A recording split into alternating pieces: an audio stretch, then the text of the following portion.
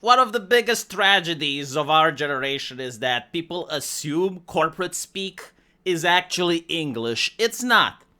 Let me translate to you what the headline actually says.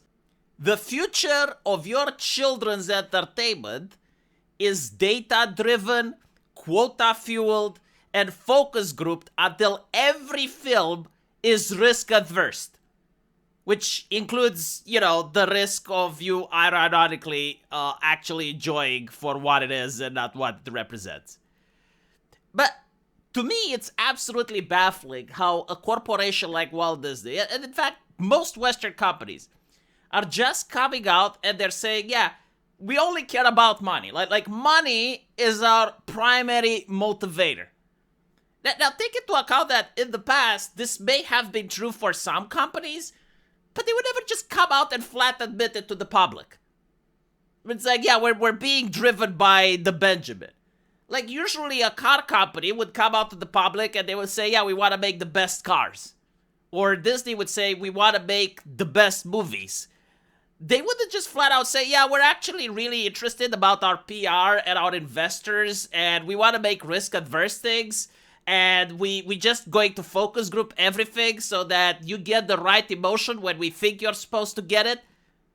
No artist would say that. Like, imagine if Michelangelo would come out and he would say that about his works of art. It's like, yeah, I focus group this masterpiece, and I managed to create it in the exact way that 100 women and 100 men that sat in the back told me I should make it. So this is how far the mighty house of the mouse has fallen. Like, this is the same studio that gave the world the raw beauty of, Sleeping Beauty and the timeless sleep of the Lion King. And now it spends millions trying to reverse engineer the formula for what people see themselves in.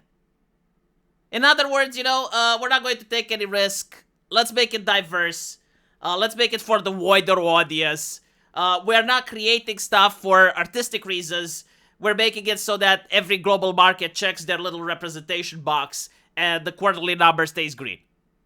Right? In other words, diversity is crucial to our success. Notice how interesting it is that when the left are getting called woke, they immediately start going like, what is woke? Can you define woke? They never get to be asked, what is diversity? How do you define diversity? Is diversity about storytelling, artistic vision, the soul of the animation? Is it the right balance of what, like lived experiences that academics claim people are having? Is it just like a way to avoid offending the wider audience? And of course, you notice the effects on this mentality with the sequels. Like we got what? Like we got Frozen 3, Frozen 4, Moana 2, Zootopia 2. Sequel after sequel where the story doesn't even make sense as long as the world is diverse and rich and the characters are quote-unquote fun. The translation is, we're not out of new ideas, but look, a body with a badge. Now she's on the run from the police. See? It's topical. It's topical. The Young Turks talked about it. It's police violence. It's edgy and relevant. No, but all jokes aside, it's really sad to see how a company that was so good at creating entertainment that people would call it Disney magic. And it seems that now the only magic left as Disney is the marketing department.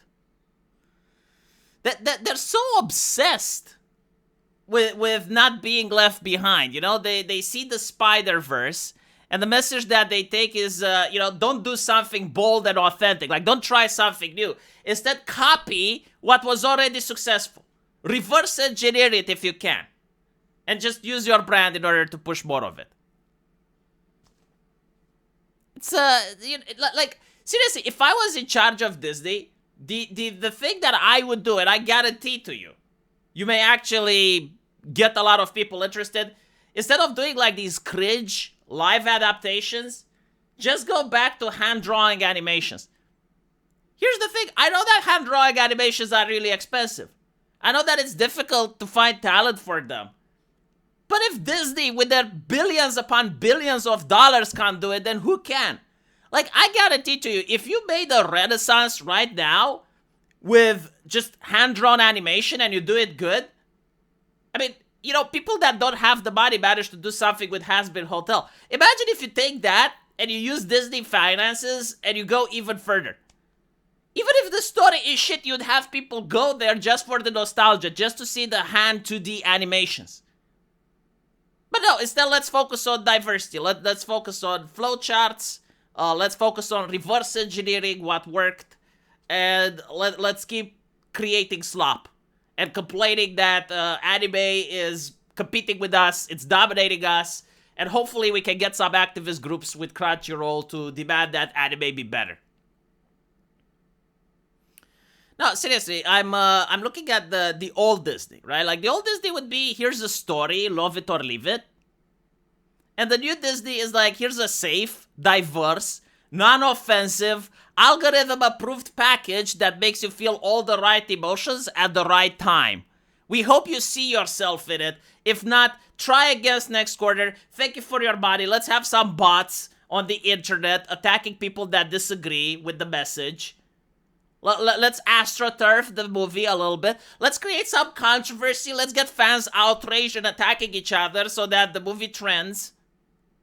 And make sure that people get the right message. Like, make sure that there's no ambiguity.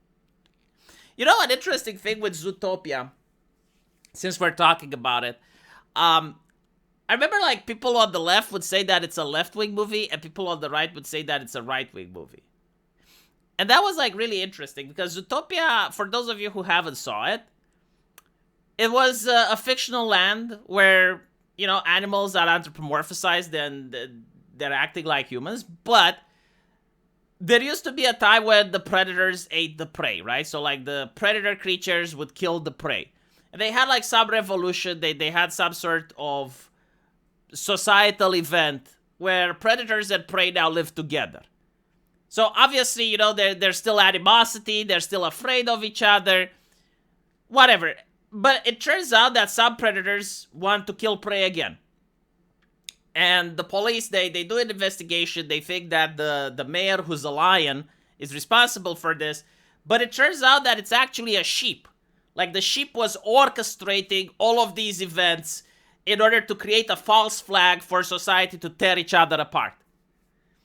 Now, the reason that this is a good story, in my opinion, is because people can see and think whatever they want. Right? Like, some leftists would say that the predators were white people and that the prey were minorities. Others would say, well, this is about the police and police violence. Others would say it's the Jews. Like, I even saw that being explained on the internet. And so, like, again, like, it wasn't propaganda because everyone was looking at it and they were coming up with different emotions from it, that they had different takes, because that's what art is supposed to be. It's supposed to be up to the viewer's interpretation. A propaganda is when they make absolutely sure that you have, like, no wiggle room, that the message is clear and it's being sent. And that's pretty much what Disney focuses on now, and I'm pretty sure this is what Zootopia 2 is going to be like. Anyway, let me know what you think, and as always, I will see you on my live stream. There's a link to it into the pinned comment. Take care.